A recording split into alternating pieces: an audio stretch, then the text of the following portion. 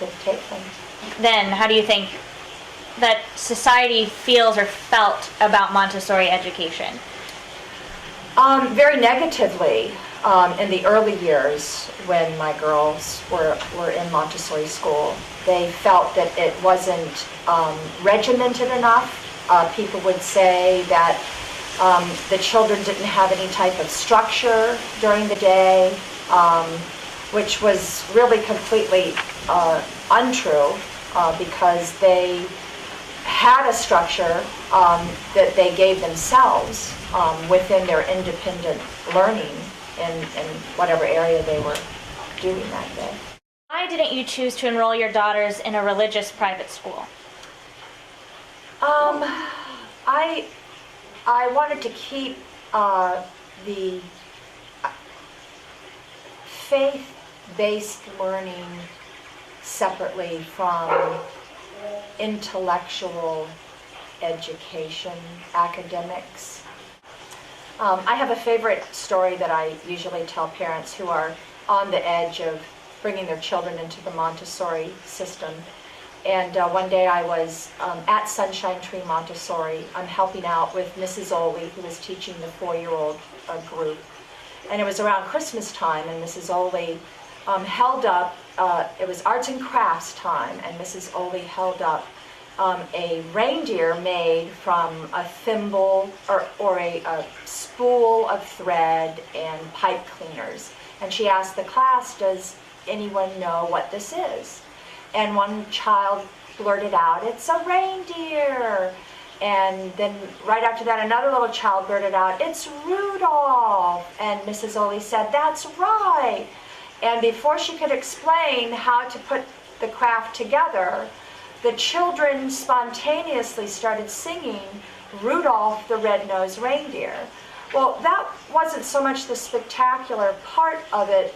What was spectacular is that the teacher allowed them to sing that song and didn't stop them to try to get her class under control or reprimand them for disrupting the class in song. She allowed them to go ahead and sing the song, and when they stumbled on the words, she gave them the words to sing. I found that quite extraordinary because I knew that in a public setting, the children would never be allowed that spontaneous enthusiasm to come forth. And once it came out of their system, they were quiet, and then she proceeded to tell them how to put the reindeer together. And that's one of my most favorite memories in being in the Montessori system with my kids. Okay, just start filming. Are you rolling? Oh my God. Oh, sorry. Oh, shoot. Go back to the desk. Back to the desk. Okay, go. All right. Okay, bye.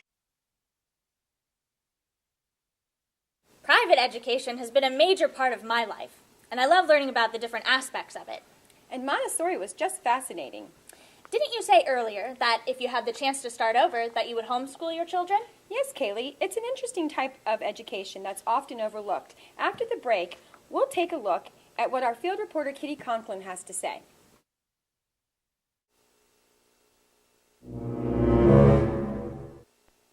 Thanks, Kim. I'm here in front of the home of a family that homeschools. The family inside studies diligently with their mother while they learn.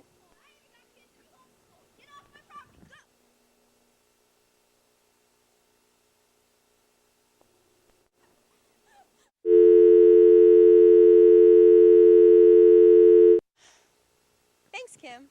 I'm here in front of the home of a family that homeschools in St. Augustine, Florida. The family inside studies diligently as their mother teaches them how to read, write, and do arithmetic. Let's take a look at the history of homeschooling and its current views and reasons parents homeschool today. In America, homeschooling is not a new idea or practice. For centuries, children have learned outside formal school settings even when they were available. John Locke, for example, maintained that the primary aim of education was virtue and the home was the best place to teach it. Homeschooling began before the common school movement of the 1800s. Schooling historically occurred both formally and informally at home. Most colonial children in the U.S. were homeschooled in what were called dame schools. The children would gather at a neighbor's kitchen and read and reread the Horn Book, a catechism, and a passage from the Bible.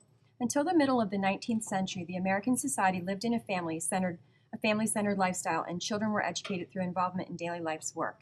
They gathered knowledge from growing food, caring for livestock, or whatever other daily chores needed to be done. The rise of homeschooling is one of the most significant trends of the past half-century.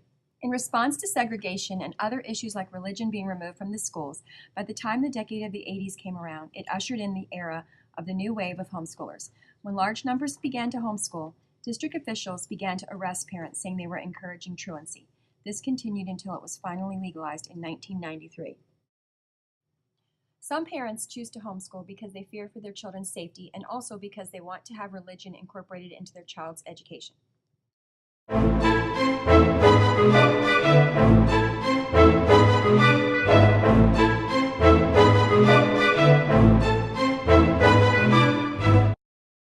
Religion is definitely a part of it.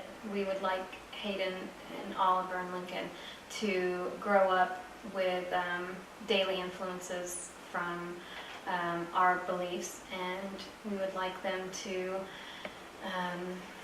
know that God is part of their lives. And with being at school for such a long period of their day, we weren't sure that we could get all that in without homeschooling.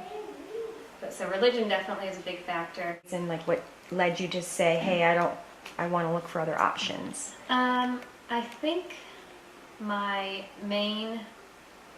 the main thing was probably fear. I was fearful of the way that the public school system is headed, the way that our society is headed.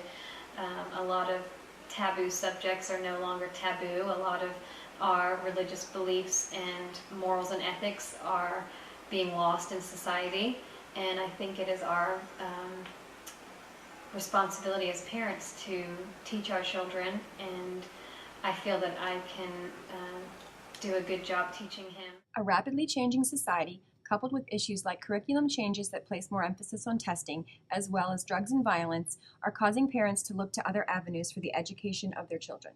They shouldn't be learning about drugs and sex education in elementary school, and that's just my personal opinion. But we won't touch on that kind of stuff until they're a little bit older. People think I'm ignorant or sheltering for that. But the type of education a child receives in the homeschool environment can be greatly impacted depending on the level of knowledge of the parent and the time and effort spent. Parents must be diligent, however, because if they aren't prepared to teach and the children receive a less than adequate education, it can negatively impact their future. In the past, homeschooling was criticized because it was assumed that children would lack the necessary socialization skills. That view has changed due to the fact that homeschooling families have options like neighborhood sports teams and cooperative learning. One of the most important jobs as a parent is to thoroughly evaluate all the educational options available. And I'm Kitty Conklin. Back to the desk. I can now see why so many parents these days have such a big decision to make. Yes, but their decisions, although greatly influenced by changes in society, religion, and differences in curriculum, are mainly based on what they feel is best for their child. It all comes down to what kind of child he or she is, and whether or not the family can balance a public school life, a private school life, or a homeschool life. The intellectual development of young minds throughout the country is at stake. America, how would you educate your future? Please join us next week at a look at the hip, new online trends, including Molly, the California barn owl, and her complicated and apparently amusing life story. I'm Kaylee Miller. And I'm Kim Conway. Now back to our regularly scheduled programming.